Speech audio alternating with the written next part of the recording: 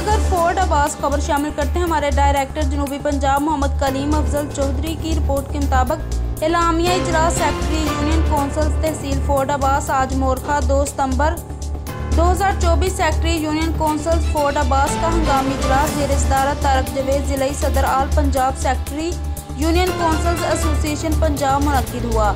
इजलास में दफ्तर ADLG फोर्ट अब्बास पर पटवारियां माल फोर्ट अब्बास के नाजायज़ कब्जा के बारे में तबादला ख्याल हुआ तय। ये पाया कि मुतादिद बार अफसरान बाला के गोशो गुजार करने के बावजूद अभी तक कब्जा दफ्तर ADLG फोर्ट अब्बास वागुजार नहीं कराया गया।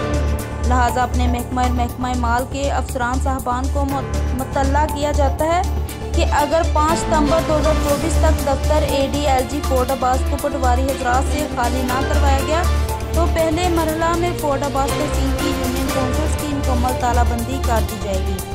साफ सुथरा पंजाब और दूसरे तमाम दफ्तरी अमूर बंद कर दिए जाएंगे।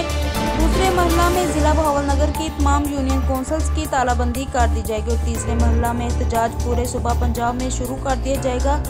आखिर में इजलास में शरीक तमाम सेक्रेटरी यूनियन कौंसिल्स ने इन फैसलों की मुकम्मल तौसीक की और मुकम्मल अमल करने के अज़्म का इजहार किया। डायरेक्टर जनूबी पंजाब मोहम्मद कलीम अफजल चौधरी जोन।